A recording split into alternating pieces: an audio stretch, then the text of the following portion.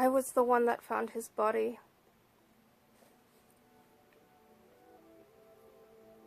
He was lying on the floor in the front hall,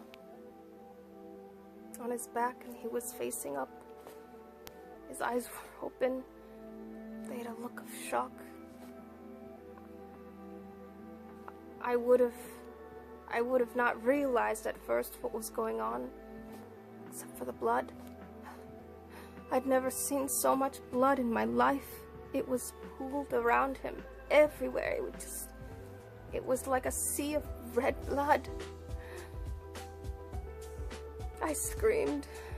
Everything fell from my hands. I screamed.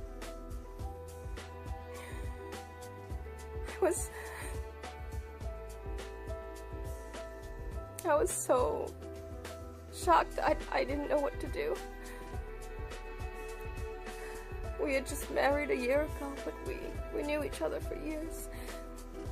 He was the love of my life, but at the time, we were arguing a lot. I had recently lost my job, and we were having financial difficulties.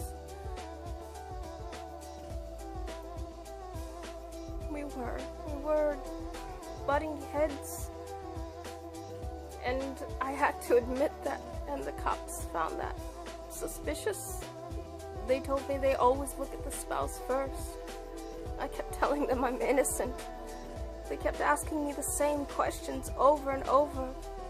Once at the station, they were interrogating me for hours. Hours! I completely lost track of time. I was exhausted. They didn't give me food. I was emotionally spent. I cried at least half of that interview. Maybe all of it. I barely remember now, but I know that they kept pounding these questions at me. The hostility was palpable. And I knew they wanted me for this. They wanted me. Everyone knows I couldn't do this. I loved him. I loved him with all my heart. Finding him slaughtered.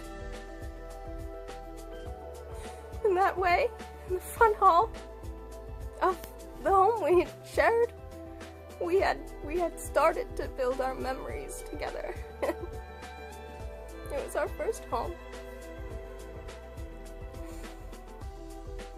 I was pregnant at the time. I didn't get to tell him yet.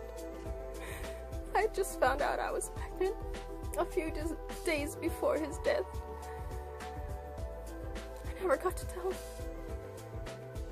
Now my baby has no father.